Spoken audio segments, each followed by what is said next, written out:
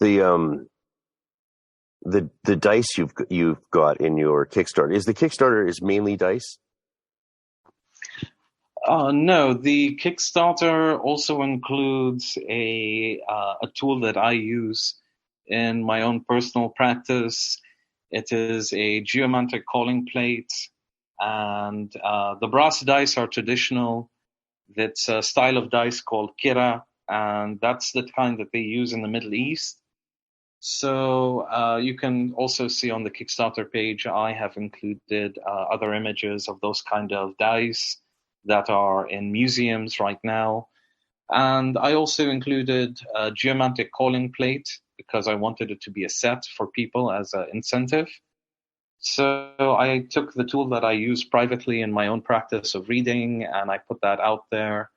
And I thought people would enjoy it as a set. And I guess my instincts were right, because the most sales that I've had have all been as a set. So I think people particularly like both items together.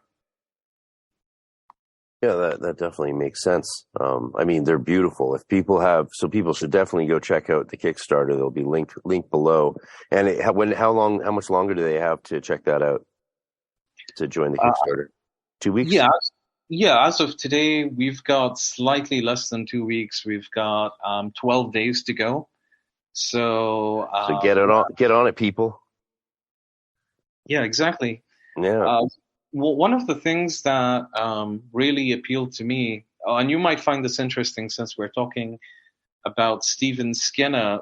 So one of the things that got me into geomancy, ironically enough, was even though I was born in the Middle East, and at least in rural parts of Oman, there are still people that do geomancy, as well as in places like Pakistan. Really? In Pakistan, it's huge. Oh my God, it is huge out there. Wow. So I'll tell you some anecdotes about how geomancy is used in Pakistan. But interestingly enough, from living in the Middle East, I completely dismissed geomancy as a thing until my father's English. So my father was also he was Air Force officer, and as military men are wont to do, he was very dismissive of all things supernatural and whatnot. My mother, who's Arab, is of course completely the opposite. And, he would just basically dismiss it as, superstition and nonsense. And interestingly enough, when I had gone to London and I picked up a copy of Stephen Skinner's Techniques of High Magic and discovered geomancy in there, oh, wow. to my younger self, that lent it more credence. Huh. That's hilarious. Coming from Stephen Skinner, who was reporting on an Arabic form of divination, like I lived over there, and I didn't lend it any credence as a teenager. So I thought, no, I mean, if this is the case, why is there anyone else doing it? Why is this just here? And then after I bought Stephen Skinner's Techniques of High Magic, and he had a chapter on geomancy, and then I also bought Paul Houston's Mastering Witchcraft, and that also had a chapter on geomancy in it. And then I was like, okay, they might be onto something. It's in the Golden Dawn, right? Like it's one of the things we have to study that so much. We have to memorize everything. We have to pass tests on everything. Then we have to learn how to practice it. It's one of it's a lot of work actually, that we were put through. Which is funny, since it's something that most people then don't use thereafter. A lot of people just don't get into it, but yet we have to learn it anyway, which I think, of course, is one of the strengths of the Golden Dawn tradition, where you have to learn quite a bit about a lot of different things, whether you're into it or not.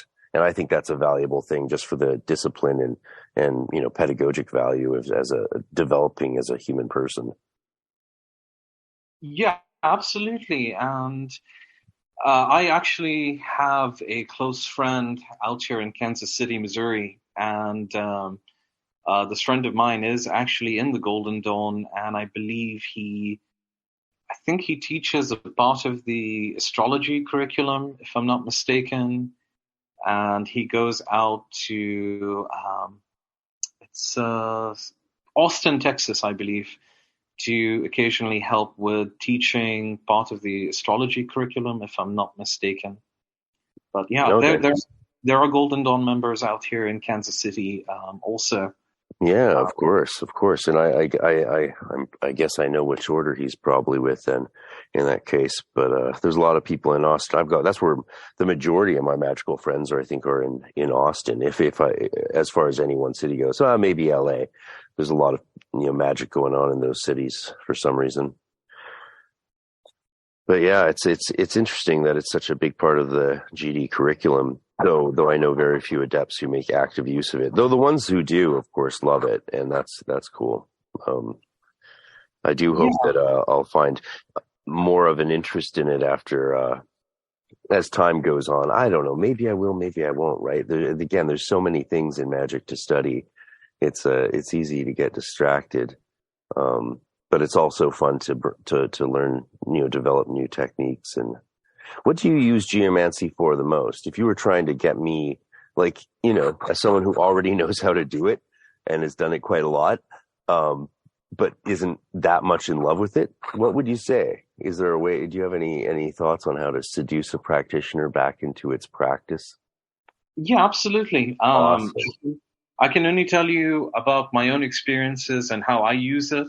Perfect. And hopefully this will sell you on it. So the thing that my focus on divination, or my philosophy, if you will, is literally to maximize gain and minimize loss.